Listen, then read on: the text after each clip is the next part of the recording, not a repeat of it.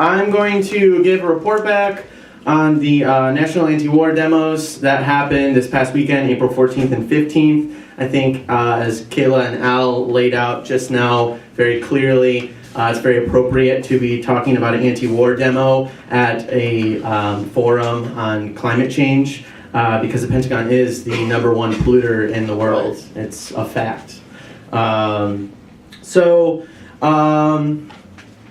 The demos were a success. The history of organizing it was interesting. It goes to show that war in this period is rather unpredictable, somewhat. I mean, we know that the imperialists need war, but we don't know which war they're going to start, right? In fact, it seems like they don't even know which war they want to start. When we started organizing the anti-war demos, what we thought the most imminent threat was a nuclear war on the Korean Peninsula, right? This was in January. We also called it the spring anti-war demos, and we thought it would be spring. So it just goes to show that you don't know how these things are going to play out all the time. All right, there it is. Can't get away from it. So we started organizing this around January, right? But this was when the Winter Olympics were happening, a really historic moment when the Republic of Korea, South Korea as is known by some, and the Democratic People's Republic of Korea, or the North Korea as it's known by some, created a joint team. And they came out together, and the calls for unification became much more louder than the calls for war by the U.S. and its lackeys. So the tension started dying down around then, but we still kept organizing, and then literally the Friday before the weekend that we had called the demos, Trump calls for airstrikes in Syria. So then the focus kind of shifts, right? In fact, some people thought that when they heard about, when we were handing out the flyers after that, that weekend, they thought that the actions were a rapid response to Syria, but in fact, it was actually a call to end all wars, and not just outright land invasions, but all forms of imperialist war. They have many tactics in their toolbook, right? It's not just land invasions, but they might have airstrikes, or they might have drone strikes, or they might organize a coup, or they might have sanctions and blockades to erode the power of the states that they want to crush, right?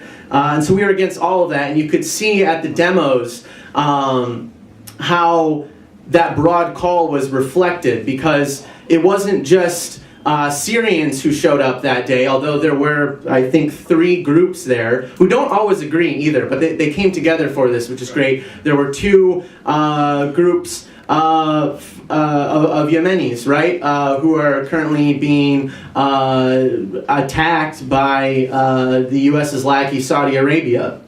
And there was also 2 Korean groups there, or 3, I believe. 3, right, 3. Again, don't always agree, but they came out. And so, those are groups who are, in the middle of war with the U.S., or its lackeys, or are facing war. But there was also other groups out there. Like, there was a whole Brazilian women's drum contingent that came out. And you might think, what's that doing? And an anti-war, what are they doing? We're not invading Brazil. But you saw in, I think, 2015 how the U.S. supported and helped engineer the coup that took place, that brought down the democratically elected president and put in a right-wing reactionary who was going to help impose austerity. And just recently, that president, Lula, is going to be sent to jail, right, for corruption charges or whatever, which is totally bullshit. And at the same time, they also just the reactionary Brazilian state assassinated a very prominent Afro-Brazilian woman, Marielle Franco, right? So another form of war that the U.S. is helping to support in some way. They were out there. There was an indigenous drummer that was out there, really, really powerful drumming happening at the rally. And I mean, we know that that was an active war. It's still going on, and they're still resisting. You can see how at Standing Rock, they were taking a stand against the U.S. war at home. And that was a big call of the demonstration, was trying to connect those wars at home with the wars abroad, right? They're connected. And you can see that through the indigenous struggle in particular. I just want to reference a book by Roxanne Dunbar Ortiz, who talked about how not only did some of the forms of warfare that we're seeing now taking place in the Middle East were developed in the wars with the indigenous people in the U.S., but the U.S. military calls the Middle East Indian country. There's like, it's in the DNA of the military, you know, that those wars here where they cut their teeth, they take those skills and those experiences to conduct wars elsewhere. Anyway, lots of different groups there. It was really a really exciting and inspiring event. Maybe 1,000 people at the rally. 500 people marched with us to Trump Tower.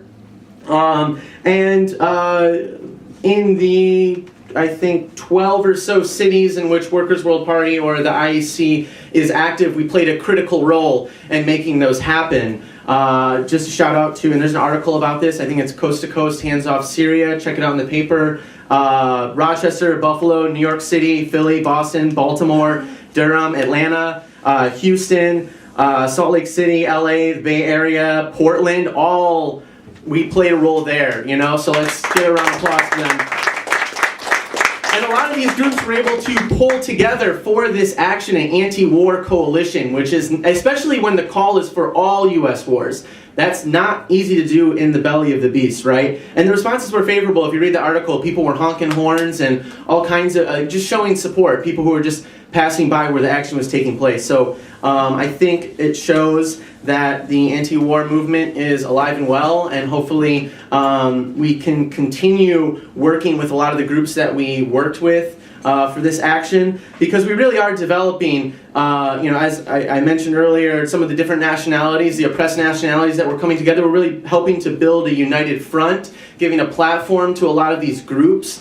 And so another round of applause for all the groups that came out, the International Action Center, Workers' World Party, for the role that we played, setting up the stage and sound system in New York, I'm sure elsewhere in rather not spring-like conditions. And it will continue, the work will continue. Just a quick plug for May Day, which is International Workers' Day, but in the U.S. particularly, has been a call to stop ICE and police terror. This is an event, a holiday that's celebrated around the world, that was brought back into the U.S. Through the immigrant struggles in 2006. So hopefully we'll be seeing a lot of the same groups that we saw this past weekend out on May Day.